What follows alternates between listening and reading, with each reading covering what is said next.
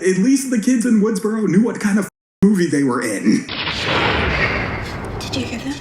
Slash. There it is again. The remains of the missing teens were found severed into pieces. It's better what you stay. It's like something out of a horror movie. That's some scary shit, Bob. Oh, scary shit indeed, Diana. Well, hello, Mr. Slash. What's up and welcome, Gore-Geeks, to the Slasha Brotha podcast. I am your host, Rashard Cunningham, the brother who gushes for the good, the bad, and the most gory cinematic or streamed horror story. And this week, I am back with episode 8, and I'm talking about the Canadian slasher that is honestly probably forgotten by now, and it's kind of unfortunate because the cast is not bad. There are some good players in this one, but I'm talking about 1999's Canadian slasher, The Clown at Midnight. Now, the biggest names in this movie right off the bat are Tatyana Ali, who is originally, everybody knows her as Ashley Banks from Fresh Prince of Bel-Air. Back up! Back up! Mind your business. That's all. Just mind your business. I love that she's in this movie. I'm glad Tatyana Ali at least got to do like one horror movie before she sort of got out of the whole teen player scene in the 90s, because she was a part of that crew. Everybody was, to be quite honest with you. If you were on a huge sitcom or if you were just a regular player in a lot of these teen movies, you knew all these people. Like, you saw them at auditions, you knew the whole circuit. Even some of the day players that were not necessarily up there or well known, I still remember to this day. And it's just so funny. Like, you think about like James Duval, or pretty much, like I said, it all goes back to Can't Hardly Wait for me when I think of every single 90s actor that was prominent in those teen roles showed up in that movie, from day players who were on Clueless, the TV show, to people who were in Clue. Like, everybody was just there. Breckenmeyer. And look at you! You coming here looking like the white artist formerly known as Prince. Listen here, Hootie. So it's cool that Tatyana Ali got to do a horror movie, at least one, and she is going to be playing the best friend, Monica, who is, of course, fitting, like, you know, the quirky friend role. I mean, she's definitely like a Tatum in a sense when it comes to her fashion style and just how spunky and kind of tough she is. Yeah, Monica sort of fits that bill for me. And then we also have Margot Kidder playing their theater teacher, Miss Gibby. Miss Gibby, okay, so we instantly get that Miss Gibby is like the cool theater teacher. I feel like every theater teacher is the cool teacher in general, like, because no, like, okay, yeah, the theater teacher is not going to be like a stuck-up asshole, I feel like, or, well, then again, you may have those occasional theater teachers who like, oh, I started on Broadway, and it's like, yeah, now you're teaching 7th grade. Miss Gibby, she seems cool. She seems like one of those just teachers who just grew up loving the theater. She says that to our main final girl, Kate. And also, majority of this cast is Canadian. So, Canada, eh? Margot Kidder, she is also Canadian. Margot Kidder is cool. So if you don't remember the actor Margot Kidder, let me remind you, she is the OG Lois Lane in the Superman movies. And I remembered her mainly from this movie because I saw it when I was a kid back in the Blockbuster days. You know, you'd go through the horror movie aisle and you just see all the post-Scream slashers. This movie is totally post-Scream, by the way. It's funny, it doesn't even attempt to be Scream until midway through the movie. It like is all of a sudden like, oh shit, by the way, we kind of have to be like Scream. It was almost like the writers just wrote some of these lines in last minute, and they're just like, we'll give it some of the Scream appeal so maybe people will see it. But this movie is cheaply made, it's very low budget, and I would like to say that's part of its appeal, but not really. I think part of its appeal for me is just because it's Canadian horror. I gotta give big ups to Canadian horror in general. We're gonna gouge your eyes out and kick your head in! Sorry!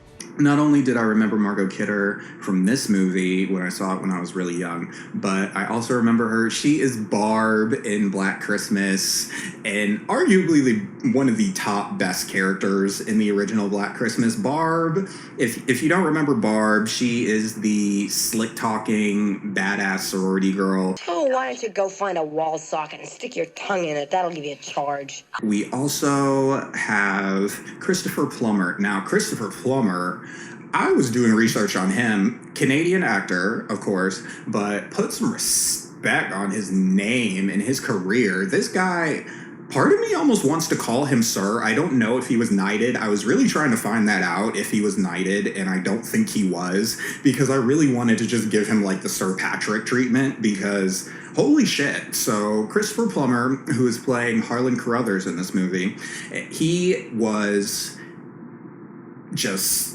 so accomplished in his career. I can't even, I'm probably going to forget some things, but he was Grammy nominated, 2 Tonys, 2 Emmys, also won an Oscar, and he is one of the few recipients of the Triple Crown of Acting, which basically just means like you've won everything at one point or another in your career, and you're just like the badass. So that is Christopher Plummer. He has got some serious chops. Acclaimed Broadway actor, by the way. And get this, he is the only guy to play Cyrano on Broadway, and also he was slated to play Cyrano on film right before he died. Like literally, that was going to be like right before he passed, which is crazy. So he's definitely got a lot of chops, and well, now that I think about it, with all these chops, what the hell is he doing in this movie? I mean, yeah, Canadian is, they're all Canadian, but still, it's just kind of like, what the f*** is Christopher Plummer doing in this movie? Does anybody know? Does anybody know why we're here? Harlan Carruthers, Christopher Plummer's character, is the killer in this. He is the titular clown at midnight. However, this movie is set up as a post-Scream, like it's a whodunit, so we're not getting who the killer is immediately. We're getting like, okay, this person's a suspect, this guy might be a suspect. Everybody's a suspect! One of the prime suspects in this movie is James Duval's character, and I love James Duval. Actually, okay, one, just thinking about more of the roles I remembered him from, yeah, James Duval's kind of hot. He really is. Especially in this movie, like, seeing it a second time, I was like, oh, he's a cutie.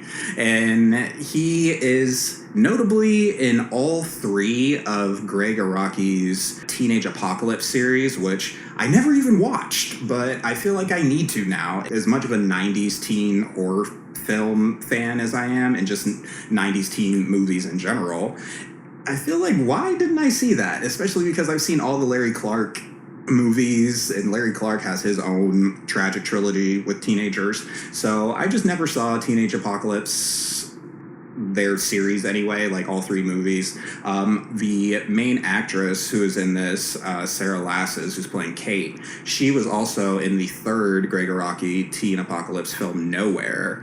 And also, speaking of Greg Araki, so and I'm so bummed this show is not even on anymore, but he did Now Apocalypse, which was this really cool sci-fi, sexy, queer show with Avan Yogia from Victorious, and God, he's insanely hot too. Gee whiz. And also Burr Murchoff from Awkward. He was Maddie McKibben, the pit-sniffing hot guy that Ashley Rickard's character was all into. I think they ended up together. I never even saw the ending of Awkward, and that's another show that I was just really into when I was coming up in my MTV phase, which pretty much was like from late high school to college. So yeah, so I remember a lot of these people. But James Duval, he was playing the homeless guy in Now Apocalypse who keeps getting by the aliens, and Avanchogia keeps on having these visions about it. And meanwhile, he keeps running into James Duval in the street, and James Duval is just like, why do they keep me? Just stop me. And it turns out like he's actually like one of the concubines of the aliens at the end. And it's a crazy series, but it was really sexy and funny, and yeah, I liked it. I'm bummed it didn't get renewed for a second season at least, because that was a good show. But they are all interconnected. It's kind of like the 6 degrees of Kevin Bacon. And so the reason that James Duval's character George is mostly a prime suspect through this movie, he's into costumes and practical effects design and everything like that. It's really cool. Everybody in this movie of the teenage group, they all have like a thing. What about our master of makeup effects over there? He might win an Oscar someday. And they're clearly also not in the same clique. They get along and stuff because a lot of them are in the same theater class and they all have like their own little thing going. But there's of course a jock and this popular bitchy girl who's thrown into the mix for no reason. I guess the jock, Taylor, he's like getting reprimanded for something, or he has to participate for football or something. Now that I've got you all here, I want to thank you for volunteering for this project. Who volunteered? I was drafted.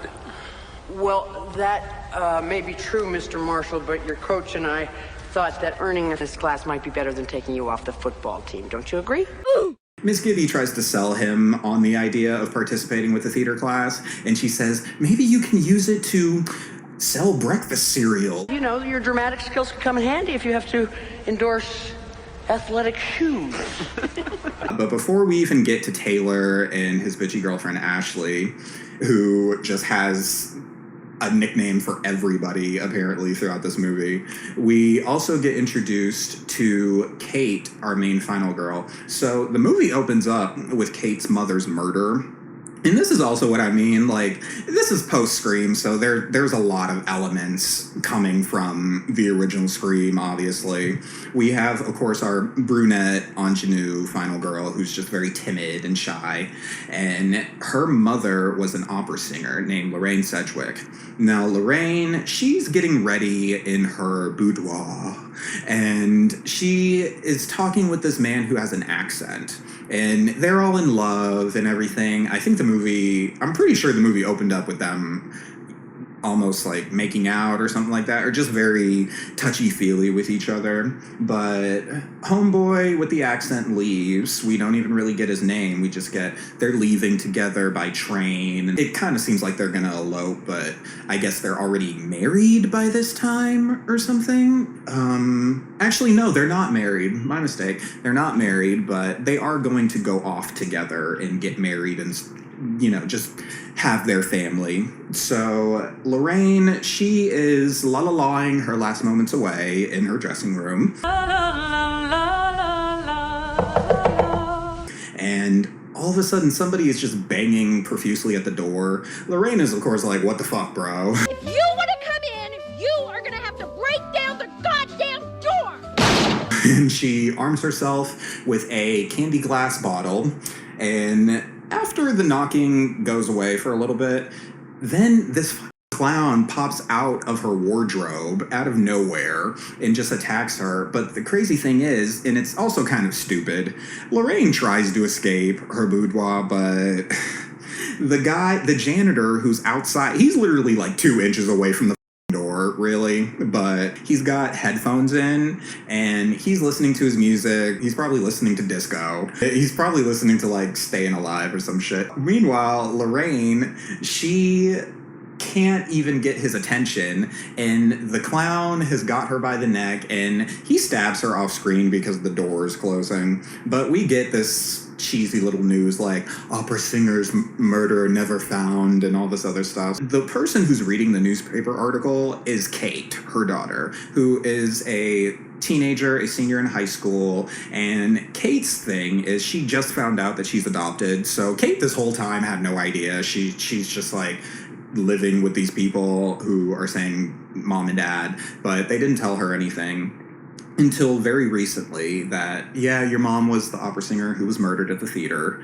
And also, this theater is going to be the brand new theater department for the high school. I guess this high school is just like balling, or then again, this theater is also kind of decrepit and run down, so they probably got it for cheap. But this theater is going to be the new theater department where everybody comes to perform. If my old high school had this type of theater to utilize, like as a separate property, that would have been insane. But the crazy thing is, I went to a performing arts high school, so you would think like maybe there'd be something like that, but at the same time, like, you've really got to have like a good, like, high budget to really pull something like that off. So, or at least just have connections to a very, very cheap theater that isn't like too grand to where it wouldn't be that hard to have a high school production. But I mean, our stage was good, so I'm not going to complain. But it would have been cool if we had our own separate theater and everything, just, you know, tied to our school. I wasn't a theater kid personally, but I'm just saying that would have been kind of a dope little setup. Like, oh, we have our own department across town. Like, oh, okay, fancy schmancy. But this just seems like a regular high school. It was probably the same high school from Degrassi. But we get introduced to Kate after she is doing her whole newspaper research thing. Kate has this like forced, like she was burst out of the dream and everything, and it didn't really land with me. It just seemed like, girl, what are you so worried about? Because we also get that, okay, if Kate didn't realize this was her mother until maybe like 6 months ago, why is she having visions and all this stuff about a clown? Like, it's just too much. I get you read one article, but still, it's like, this girl's having like psychic links and seeing ghosts and shit throughout, you know? And they muddled everything that Sidney Prescott had gone through in like 3 movies into this. Like, she's seeing visions of her dead mother and the murderer, and it's just like, and they don't even speculate whether Kate has some psychic ability. They don't speculate if she is, I don't know, she's haunted or if the theater is haunted. That's not a thing. It's just very straightforward slasher. But there are just these really cheesy moments of, okay, what is this girl's damage? Because it's not, it almost doesn't seem like she has a right to be traumatized throughout this movie, because nothing really happens to her. You know, she's not even really attacked by the killer. She just kind of gets tied up at one point. Bo-ho! Bo-ho! So after Kate has her own little scare moment that starts off the movie, one, everybody in the library is looking at her like she's a weirdo, which I probably would too, because it's like, girl, stop. You're just being dramatic. No wonder you're a part of the theater class. Drama, the theme. She's actually not even a part of the theater class. Her bestie, Monica, pops up, and she's just like, oh my God, are you having one of those weird dreams again? And I still don't get it. It's just like, why are you having dreams? Like, you don't even really go to the theater. Like, do you even go here? Do you even go to this school? Kate wasn't fully developed, and she's just kind of like a final girl that doesn't matter. No offense to the actor playing her, but it's just like, Kate as a character is just like, she's a nothing final girl, in my opinion. Like, she didn't even have any balls to really like do much. Like, she did one thing and it was cool, but even then it's just like, girl, put in some work. Like, Sidney Prescott put in work, okay? Laurie Strode put in work, for sake. Who else? Danielle Harris put in work. Like, they're all putting in work, but I just feel like Kate is just like, I mean, I showed up, you know, like, honestly, Kate is like the Ashley in this movie of Final Girls. Like, it's just like, she just thinks like, oh, I showed up, I should get credit. That's not how it works. That's not how any of this works. Now that I think about it, Ashley kind of has a right to be a little bit passive aggressive to her, or like a little bit bitchy, just because Kate, Kate just needs to get it together. She's a little bit too frail for me. I mean, be frail, but then come out and be like, oh, I'm a boss-ass bitch. But she was just frail this entire movie. It was kind of annoying. And so her and Monica go off to the theater in her red VW Bug, and they meet up with the stage manager, Walnut. Walnut, she's cute. She's fun. She is this nerdy girl who is really into the supernatural, we find out through the rest of the movie. Like, every 5 minutes, some weird shit happens. She's just like, oh my god, was it an apparition? I've read about this stuff. It's just like, girl, calm down, okay? Like, you are not about to see the ghostly trio popping through this theater anytime. You guys are disgusting, obnoxious creeps.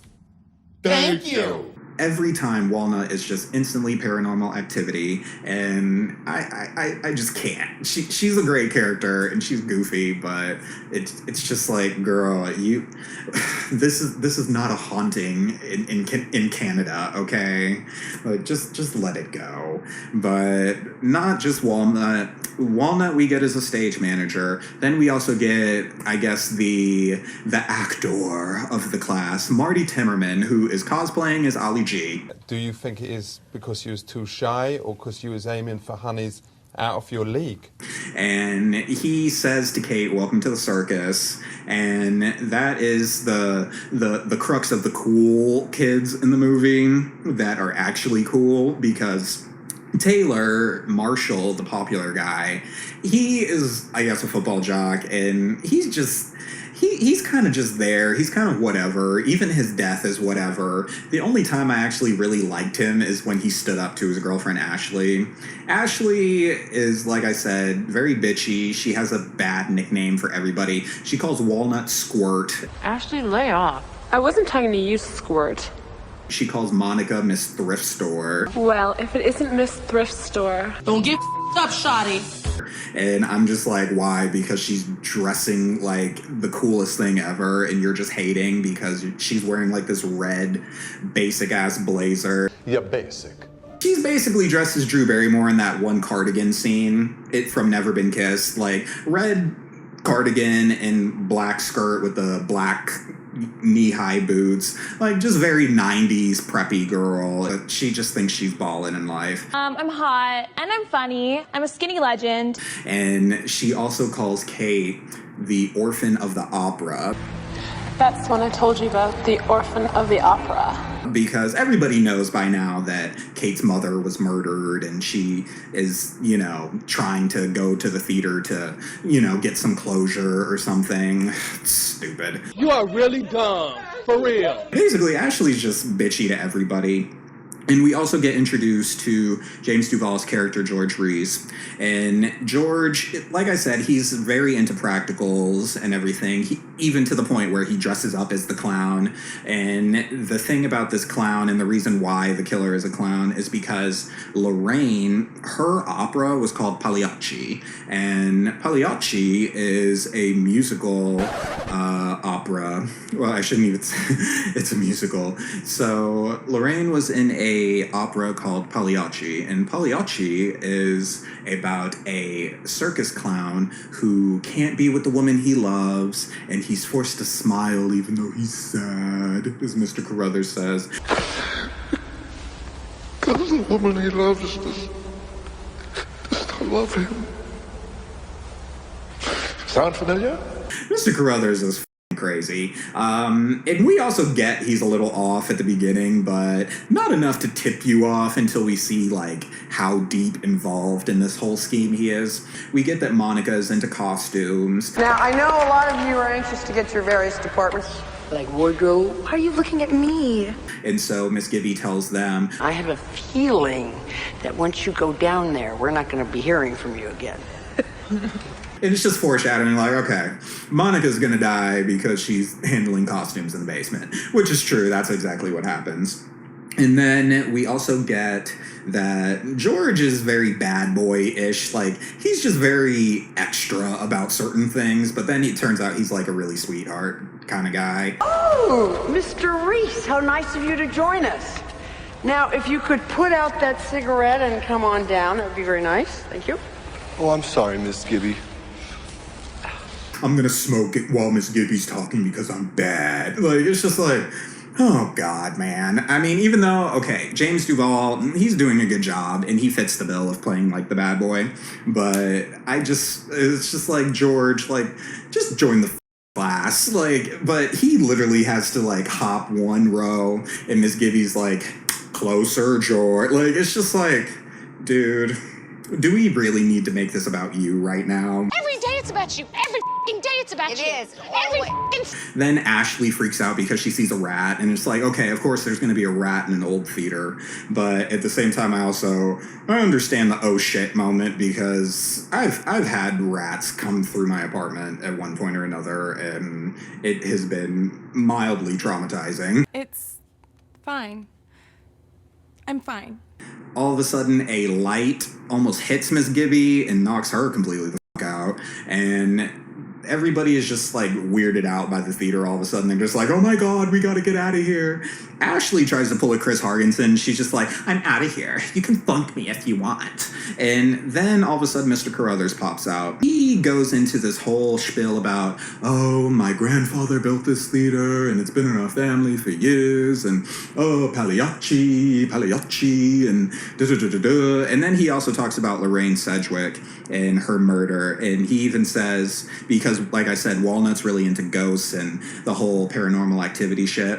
So she's just like, you mean like this place is haunted? I just want to know if it's haunted because like ghosts are cool. We've got to try to let it go, Elsa. And then Mr. Carruthers says, well, actually, Lorraine Sedgwick, she was a great opera singer, and her spirit runs through this place like a ghost. You know, he's just very dramatic about it. All of a sudden, Kate has to do this, like, Cindy and Scary Movie. Like, she has to run away, flailing her hair, like, We all think you need to get help. There's something wrong with you. Even Miss Gibby gets a little bit like, that girl was her daughter. It's just such a dramatic moment for a second. It's just like, what is going on here? Like, this whole theater class is just, they've been sipping the method book way too much, and it's just like, calm down. But Miss Gibby goes to comfort Kate. And even Mr. Carruthers says, like, oh, I'm sorry, I didn't mean to go there. I had no idea you were her daughter. Yeah, right. Mr. Carruthers is sketchy as f*** because he's still in the theater after he fake leaves, and he's talking to this supposed clown who is the killer. And he's saying, like, they're all good kids, very nice kids. We don't want anything happening to them now, do we? That's so shady. Okay, no. That's so shady. The actual clown, it turns out, is Kate's biological father, Lorenzo Orsini, who is the man with the accent. He's Italian, and he is the man with the Italian accent at the beginning, and it turns out he was the actual man that Lorraine was in love with, and they already had a daughter together. It was basically like, they just weren't married. It was already too late. You're late. And they were going to run off after her last performance, but Carruthers, being the bitch he is, he's like, no, she can't go with us, Sadie. And so he dresses up as Pagliacci because he relates to Pagliacci in that way. And he even says that at the end. He's like, oh, Pagliacci, he's just like me, a clown forced to be happy even though he's sad because he can't have the woman he wants because she just had a baby. And it's like, dude, get the f*** over it. He's not even trying to get revenge on Kate in any way. He's really just trying to, like, groom her to be his whatever. It's not even like, your mother broke my heart, and now I'm going to kill everything that was related. You know, it's just like, oh, I fumbled the bag with your mother, but I'm not going to fumble the bag with you, teenage girl. It's like, okay, man, like, you need therapy. But then again, I mean, he killed her because he was a jealous little bitch, so whatever. But it's really just...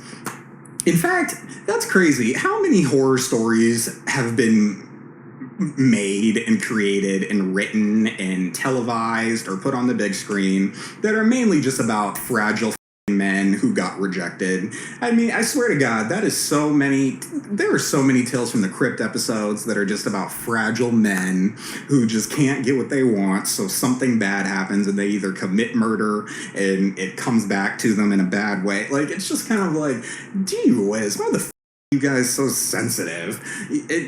Just let it go. Let her go with some dignity, man. But Carruthers couldn't even do that, so he's just so pressed over this one woman. And he does, it's not even further alluded what their relationship even was. It's not like Carruthers says he was an actor or anything like that. He was just some weird guy who was obsessed with her. And she's just like, bruh, I just popped out a kid and I'm with sexy Italian over here. Where do you think this is going to happen? I feel like Carruthers didn't even have a real shot at anything. I feel like Carruthers just took her order one day, you know? Did they even meet at the opera? Does Carruthers even go here? I hope I don't sound ridiculous. I don't know who this man is. So Miss Gibby is about to leave, and she's just like, okay, don't kill each other. Don't burn the place down, okay? And, yeah, I'll see you tomorrow. And the only way that Walnut is able to get them to stay is because she makes a beer run, so they all are able to have beer and pizza and they cheers. Basically, yeah, cheers to getting killed. It's not even until the next day when they start getting killed. Also, Kate, I was thinking about this before I even started recording. Kate also has this weird, Halloween 4 dream sequence that was very Jamie is dreaming about Michael Myers and he pops up in her bedroom. This was very that, because Kate looks out her window and she hears Italian opera, and it's Pagliacci in the clown costume. And then Pagliacci bursts through her wall like it's Slasha Brotha. And then all of a sudden she wakes up and her parents are, just like, oh my God, child, are you okay? And Kate's just like, yeah, I'm just gonna go back to sleep, bye. And the mother and dad have a moment because the mom's like, well, she had a right to know who her parents were. And the dad's just like, but look at her, she's having nightmares. And it's just like, okay, well, you're gonna have to tell her at some point. That's not something you can really keep from a child, especially when it's just like, okay, be truthful with your kid. I know there's some parents out there probably who did keep that from their kid, and that's really shitty, actually. But I just feel like if they're adopted, you have to tell them. You're going to have to explain that. Even if you're the same race, you still need to explain that they are adopted, and give them a sense of, okay, you need to understand what that means. But whatever.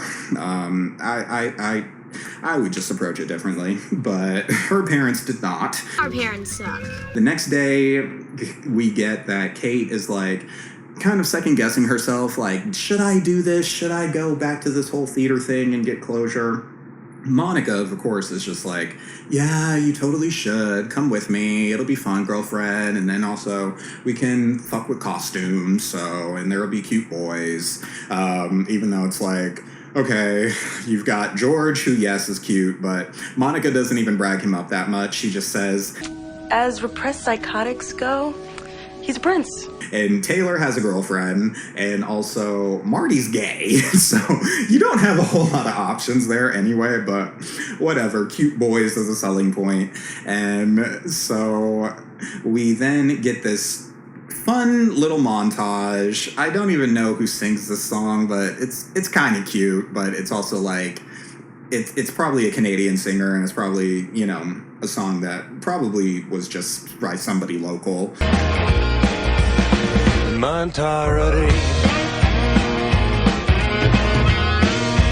Because like I said, this movie is very low budget. And also, I didn't even give it a rating before I even got into it, but I got to give this movie 2 slashes because shaky shots, the plot is whatever, the characters or whatever, a lot of the deaths weren't even bloody or gory, they were whatever.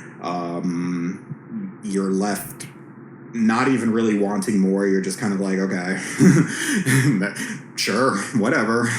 And just the way it ends, too, it ends with a very shaky shot. So this movie is definitely a solid 2. It's not great at all. Everybody just goes into this whole montage moment. Walnut, she's being funny, like riding a broomstick and like slapping her ass like she's on a horse. And Marty, he finds swords and all this other stuff, like prop stuff to play with.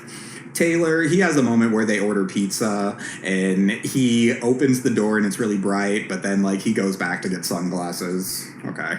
And then we just have this other montage where Monica is just tossing costume after costume onto a pile, and she's even around with Kate at one point, and everybody's chilling. Then Ashley comes up and starts talking to Kate and Walnut and starts talking shit.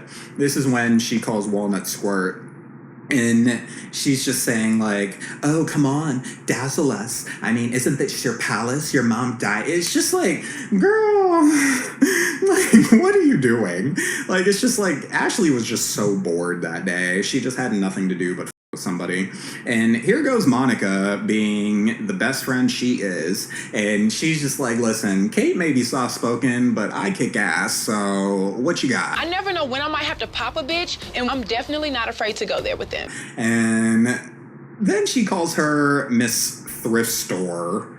Okay. First of all, in fact, the outfit I'm wearing is like the polar opposite of Monica's. It's funny. It's like inverted because her shirt is blue, but then like her tank top is pink. So I decided to pay tribute and do the inverted guy version. And Monica looks good. She's dressed to the nines, in my opinion, for 90s high school. She looks better than everybody else. And so Monica's just like, okay, well, somebody needs to teach us some manners. And all of a sudden, Marty steps in talking shit. Coming to protect your disturbed friend? You know what? It's about time somebody teach you some manners. Forget about it, Monica. And spoil a good cat fight? Isn't eye scratching more your speed? And then Taylor steps in like, hey, don't talk shit to my girlfriend. And then they end up in a sword fight with these stage swords. And Marty's funny. He's actually really good at some sword play. So you think you're Errol Flint, huh? That's Errol Flynn, genius. And he actually smacks Taylor on the ass, and he's like doing like funny little cheeky dance moves. And the way they end the fight, because Taylor loses ultimately and everybody's just watching like it's a big spectacle. And Marty has this funny line. He says, "You have lost against the gay blades." So that was funny. And then Taylor and Ashley decide to go off and have sex. And this is a great scene. This is one scene that I will say, even though this movie is a 2, I'm not going to change it up to a 3 like Madman. Not for this. But it's still a great sequence. We get the sequence of Taylor and Ashley going through the motions of having sex. So Ashley is trying to seduce Taylor, and we get the sexy off-brand 90s beat that honestly, they should have just played one of Tatyana Ali's songs from her album. They're just playing this off-brand hip-hop, and Ashley's, taking off her clothes little by little. What's the matter? Too kinky for you?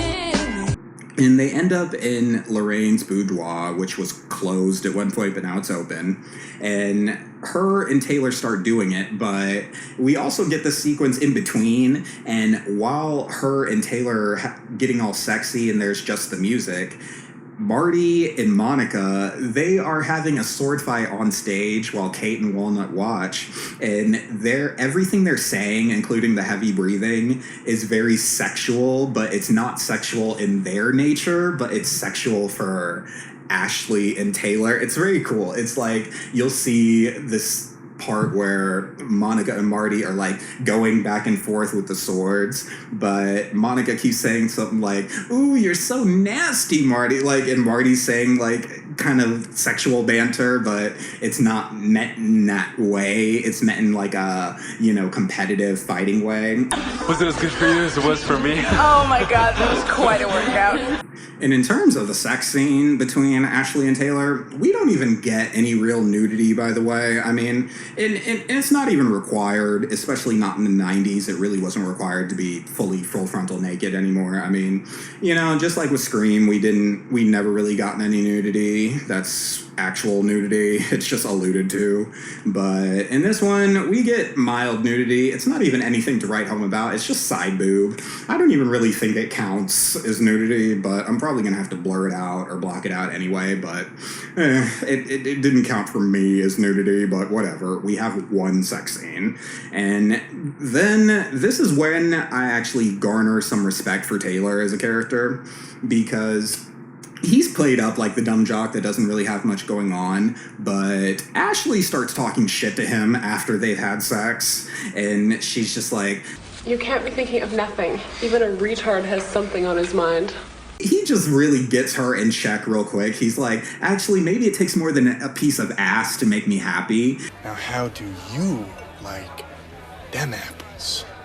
And I was just like, ooh, what you got now? Ooh, ooh, ooh. And then on top of that, she is so disrespectful to him. First of all, you're in high school and you just had sex and he didn't tap out early. You should be thanking your lucky stars, sweetheart, because do you know how many quick pumps that girls have to go through in high school just to finally get somebody who actually, like, takes their time? Like, girl, like, you just got, like, college junior level sex, okay? You should have just sat there and ate your food. After Taylor tells her off, she gets murdered by the killer because she continuously has these moments where she wants to try on Lorraine's jewelry.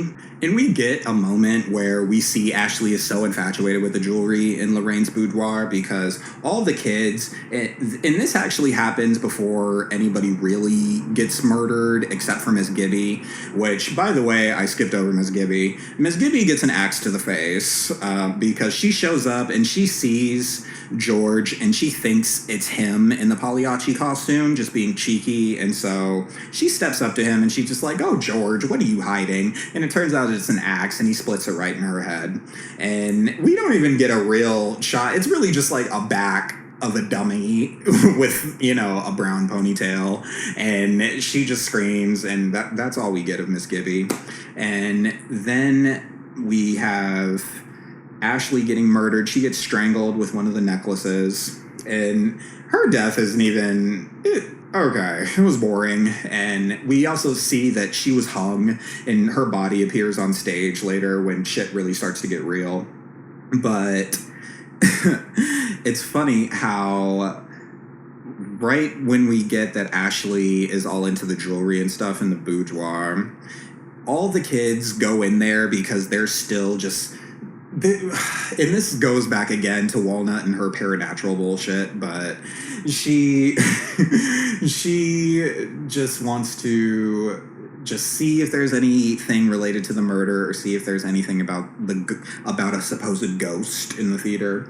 So they enter Lorraine's boudoir. At first it's hard to open, but then Taylor, like, because Taylor struggles to open up the door at first, but then somehow the door just magically opens. And this is also a moment where Ashley, like, gives him shit and calls him a weakling. You know, she's just rude to her boyfriend, which is really stupid. But Ashley's trying on jewelry. Monica's like, actually, I think if anything, that belongs to Kate, so pause off. And Ashley's just like, Oh, yes. Isn't she related to the victim somehow? As if you didn't know. You might try being a little more sensitive. Hey, we've all got problems. I'm about 5 seconds from you up. And Monica is really on that tip with this girl. Like, she's just like, girl, if this movie had more of a budget, I would get that ass. Then they pull this rug out of the floor, and they see this blood stain, and of course everybody's just like all freaked out. Walnut is instantly just like, her radar is going off like, woo! Oh my god, blood. And Marty makes the stupid decision to lay in the blood puddle, and he's instantly just thinking like, okay, it's dried, it's been years since this murder, so it's not that big of a deal. But he's being an ass about it, and Kate's not in the room at this point. So he lies in the blood, but they realize it's wet. And then he's just like, what the how can it still be wet? And then here goes Walnut. Oh my God. I've read about this kind of phenomenon, right? There was this house in Wisconsin. She's like Velma. Actually, you know what? No. Oh, Walnut has glasses and she's wearing an orange shirt. She's not wearing a skirt, but you know what? I'm going to call her Velma throughout the rest of this podcast. So yeah, so Velma is just all about the supernatural. And she's just like, oh my God, the blood is not dry. This is not cool. And Kate just walks in, and she, for some reason, and once again, we don't get that Kate's psychic. We don't get that she's anything. But for some reason, she just sees visions, and she gets this crazy vision of Lorenzo Orsini as the clown, supposedly, because they haven't revealed he's not the murderer yet. She gets this vision of the clown attacking her mother and then charging after her. But as she's having this vision, it just, like, she just starts, like, doing this, like, oh, God, I don't know what to sing. And then everyone's just like, what the f***? Oh my God, Kate? What's wrong with her? I told you she was a head case. Somebody help me. Like, just going through whatever she's going through. I mean, it was just, there were times where it was just very overly acted or dramatized with this character. I mean, I'm not going to sit here and hate on the actor Sarah who's playing her, but I'm just like, girl, what is going on with Kate? Because she's just like, she's weird. And then she starts screaming. And she actually punches Marty in the face because he's coming to her and she thinks it's Pagliacci. And so she punches Marty in the face, and they even have a thing about her right hook. So that was also very Sidney Prescott, like, you gotta punch somebody. And Monica, everybody is just like, oh my God, like, should we do something for her? And Monica's literally just like, get the f*** out right now. Are you sure? I'm positive. Get out. She'll be fine as long as she watches out for her right hook. Marty, just leave. By the way, you know, it's also a funny thing when I was doing Christopher Plummer's research and realized that he won an Oscar. This is so f***ing shady. Why did I hover over the Wikipedia for the Oscars and Will Smith's picture popped up? That is so shady as wow. And so Monica and Kate realize, okay, Lorenzo is Kate's dad. Mystery solved, kind of. And they just chalk it up to love gone bad. So Monica gets murdered because she goes down. She has this whole scare with George, by the way. George is into the whole practicals and all that stuff. So he dresses up as Pagliacci, like full costume. Like, apparently he made a mask the night before and everything, and he's just trying to really embody Pagliacci. Like, he made a mask of, like, I guess Pagliacci's butt chin. Monica is just, like, traumatized at this point. She's just like, what the f***, bro? And George is just like, dude, I was just trying to calm you down. Like, you're the one that came in here just like a fucking moose. And then Monica is just like, well, no wonder you're wearing a clown mask and it scared me half to death. And it's just like, okay, like, in fairness, you did just run in there screaming your head off. But Monica, she even has a moment, and this is the part where it's like they read the script and then midway through the movie they were like, oh, by the way, we need to kind of make this like Scream to be marketable, because all of a sudden then we get so many horror movie references from, like, George having these sweet moments with Kate, and he takes out a blade, but it's a prop knife, and he has this line, and he's just like, taste it, it's corn syrup. You put it on your pancakes. Is that what they always use? They used to use chocolate syrup in black and white films. Photographs better. Monica says, she's just like, oh, I felt like some bimbo in a slasher movie running away from George. And it's just like, okay. Yeah, there's just so many. It's like they tried to throw in so many horror nods, or kind of like this, oh, we too watch horror movies, we know we're savvy. Like, they tried to throw in some of that midway through the movie, and it was just kind of cheap. It didn't totally land with me. So I was just like, okay, you tried it, but whatever. Even the movie poster for this movie is along that 90s post-Scream line. Like, every poster was pretty much lined up the same. Like, you see the bit players, like, stacked on top of each other, or they're behind each other in some way. It was either they do the screams, like, behind each other, like everyone's behind Sydney, or they do, like, the stack up, you know, the diagonal stack up. They did this for Halloween Resurrection, Halloween H2O, The Clown at Midnight. They've done this for so many horror posters, just stacking these characters. I think now what we're into is layering characters on top of each other, like the Marvel posters. Like, you just see everybody who makes an appearance. I think that's what they're doing now, like with the latest Scream poster and how everybody's layered together. I think that's where we're going now in terms of how we do horror posters. But yeah, like if you go back, like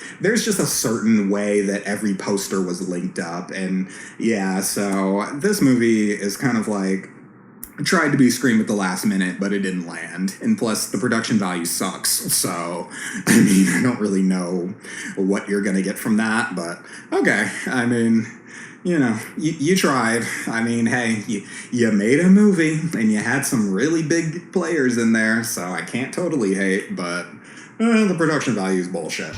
How do you really feel? Ashley's body just swings from a rope out of nowhere, and Velma has another line where she's just like, No, spirits don't hurt people, they don't! Not in anything I've ever read! This is not that type of movie! Know what genre you are in!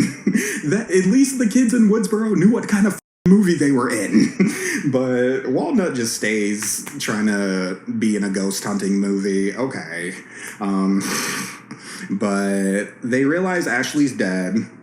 Who cares? And then Monica is missing. Monica is in the basement with the clothes, and she runs into a clown. She thinks it's George, but then she realizes, like, holy shit, this is not George. And she's running away. She has a whole circuit, and she's running through the staircases. But then Monica, okay, she does what no black girl would have did in this situation. She pauses and waits for the killer to, like, be right at the same staircase. And then she hides, but the killer, it's so weird. The Pagliacci clown, he's in this fake mirror behind her. Apparently, this clown has some aces up his sleeve because he somehow ends up on the opposite side of the wall, and he gets another spear and spears Monica through the back and out the stomach. And that's all we get of poor Ashley Banks. She dies very overly dramatic and... honestly, okay, Tatyana Ali is a good actor. I don't know what happened, but the way she died, it was so cheesy. Oh, she has like this, like it's just so long. I'm dying. After Monica's murdered, then we get everybody else's murder. So Marty is next. He falls through a trapdoor in the stage, and then he is put into this, it looks like a fake electrocution chair that they would probably use, like, say if they did, like, I don't know, what's a play that has an electric chair? I don't know, say if they did like Shawshank Redemption or Green Mile as a play for this school, then they would probably use this chair. But and the thing is, you would think it's fake, but apparently it's real, and Marty falls into it and it locks him in, but the Pagliacci clown puts an electric circuit to one of the handles, and that's enough to, I guess, burn Marty to a crisp somehow. It doesn't check out at all. This is kind of like, I mean, okay, it's kind of like in Friday the 13th Part 8 when Wayne gets thrown into the electric console in the ship, and like his body just literally bursts into sparks and flames, which is actually kind of awesome. But this was not that. This was just like, you just hear Marty screaming, and then when they find him in below the stage, George and Kate, they just see that his body's just all burnt, but it's like, it's a fake, exaggerated burn, in my opinion. It just seems like they just threw black charcoal dust all over him. And that was it. And maybe put like a little bit of blood here on his lips, but other than that, it's just like, okay, that's all we got of Marty. R.I.P. Ali G. This must be Evan, and you must be Jar. George is kidnapped by the clown, and I can't even remember if it was Orsini or Carruthers. I believe it was actually Carruthers who knocks George out at one point, but I guess Kate assumed like, oh, George is gone or something. And then she ends up on this scaffolding, and she is confronted by Carruthers and also her dad. Carruthers popping out of nowhere is a huge red flag. Carruthers just shows up, and this place has been locked this entire time. You know, like, it's weird. But then again, it's also weird if, like, your biological dad is dressed as a Pagliacci clown, and he's just like, no, come to me. But still, it's like, cut out the middleman. Like, even Sidney Prescott would have known, like, I'm going with the clown, you know? So we get that her dad, Lorenzo Orsini, he dressed up as Pagliacci as a disguise because everybody assumed it was him after Lorraine got stabbed. And nobody assumed it was the creep, Harlan Carruthers, who's probably just sitting here like, hey. You know, like, it just seems like, how did they not know it was this guy? Because it just seems like, okay, this guy was a little bit too obsessed with her for nobody to suspect him. But, okay. And so Carruthers manages to kill her dad by tossing him off the scaffolding, and he falls to the stage floor and dies. Poor Lorenzo. I mean, we didn't even really get much of Lorenzo. It feels like a lot of these characters were nothing. Taylor and Walnut, they also get killed, or excuse me, Taylor and Velma get killed. Taylor and Velma, they split up with George and Kate. So that, and it's kind of like a moment where it's kind of like a choose your fate video game, kind of like The Quarry or Until Dawn, where you have to, whatever you do decides if you live or die. And the second Walnut decides to go with dumbass Taylor, it's just like, oh no, Velma, don't go with him, he's doomed. But they go up to the roof. Taylor figures out, like, okay, if we get up to the roof, we can probably climb down or do something. But they get up to the roof. Pagliacci is already up there. He grabs Taylor. Walnut just, her scream is hilarious. She's just like, she manages to get to, I guess, a secluded area of the theater that's really dark. Because I also think the lights went out at some point as well. There's a lot that happens that's kind of like whatever. But Taylor, he gets tossed off the building, and he even gets faked out by Pagliacci because he's hanging off the edge of the building at this point, and he's just like, help me, I don't want to die. I didn't even get to go to homecoming. And the Pagliacci clown is just like, here, kid, I'll help you. It's a fake hand, and Taylor just falls, and I don't even know if they used the actor Ryan Biddle. I don't know if it's a stage double or if it's Ryan, but they filmed this 3 times. It's kind of like Happy Birthday to Me when the car falls into the ravine, and it's just like, let's get our money's worth. Like, if we're going to do a stunt like this, we got to film it from 3 different camera angles. I feel like that's such a low budget thing to do. Like, you do whatever for everything else, but when it's like a really expensive shot, you're like, let's get 3 cameras, like, we need our money's worth. And so they have 3 different camera angles of Taylor falling to the ground.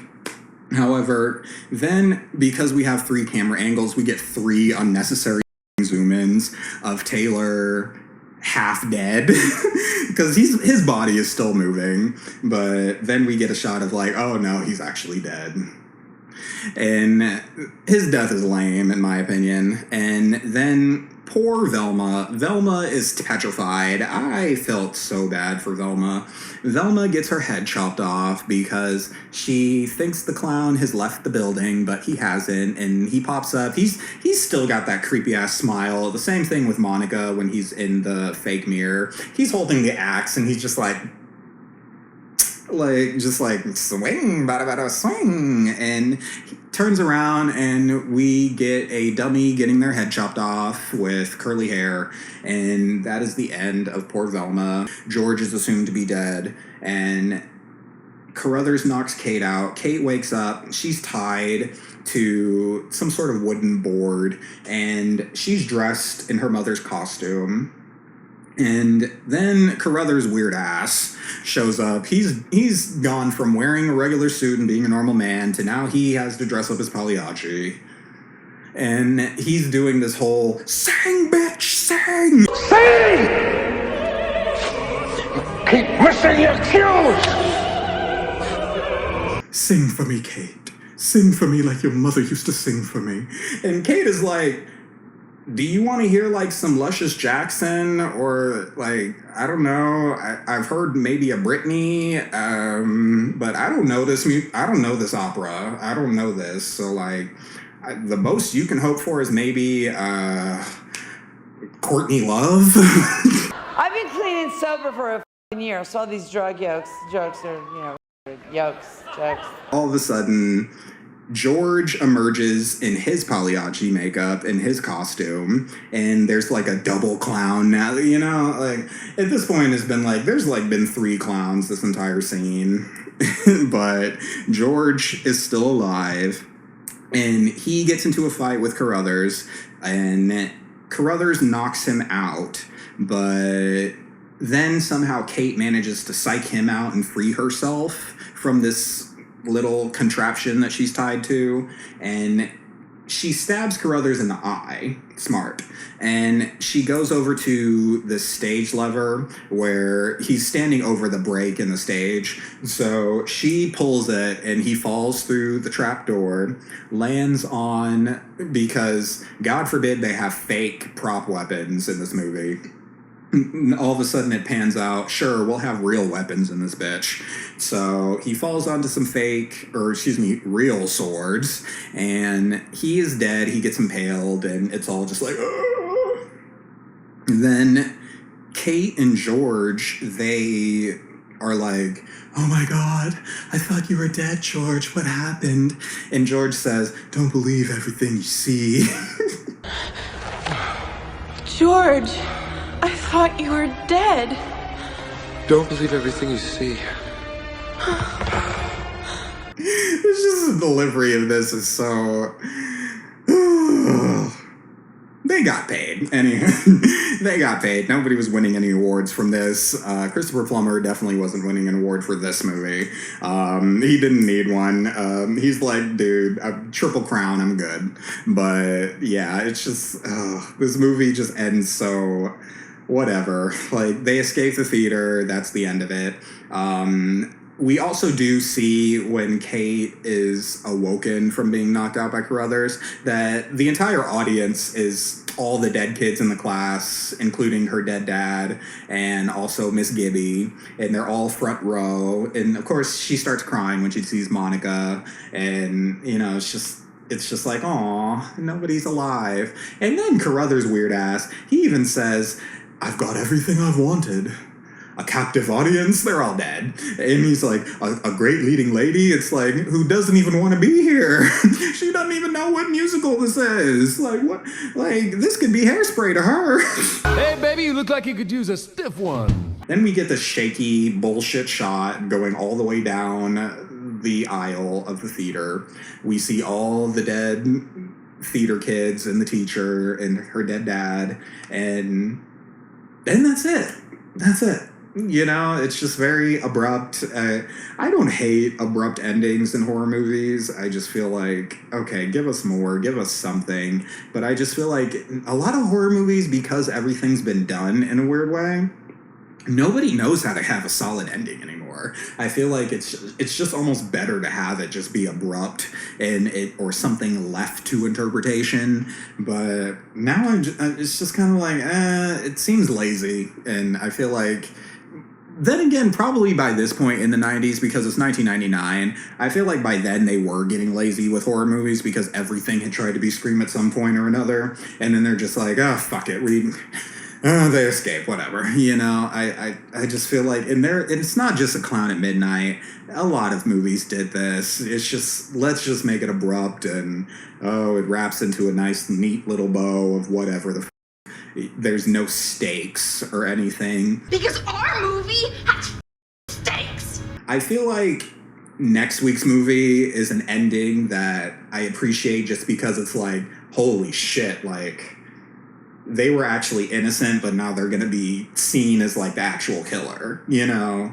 And so, but I won't spoil what next week's movie is, not yet. But I will say that this movie is definitely a 2 slasher for sure. Definitely not going to give it 3 slashes to be nice. Madman, 1 thing. I gave it an extra slash for cinematography. I can't give it anything extra for A Clown at Midnight. I'd love to even say I give extra just for Christopher Plummer or Tatyana Ali or Margot Kidder, but I guess everybody's got to do a really shitty movie at some point, you know what I mean? And I guess this was their shit house, but we'll do it for Canada. We'll do it for the Canadians because Canadians get horror right usually most of the time. This is one of the small cases where not really, but it's okay. I forgive you, Canada. You created slasher and so many other great gems, so... And that's where I'll leave this and end this. If you like to follow me on social media, you can find me at Slasha Brotha. And also, if you want to email me, you can find me at slashabrotha@gmail.com. And if you want to check out my art page, you can at Richard's Killer Hand. And also my personal is Martian Prince Jr. And also, I decided that I will be trying to put out some of my older designs that I had made for t-shirts on a Shopify store and make those available. If you like it, you like it. I feel like there's a lot in my portfolio for everybody. And if you happen to be interested in purchasing a shirt for yourself with one of my designs, cool, please do. I encourage it because they're a lot of fun and you're definitely going to get some attention because one thing about my art is it's drawn to draw attention. So I thank you guys for watching and tuning into the Slasha Brotha podcast. And until it is time to slay another day. Bitch, goodbye. Slasha.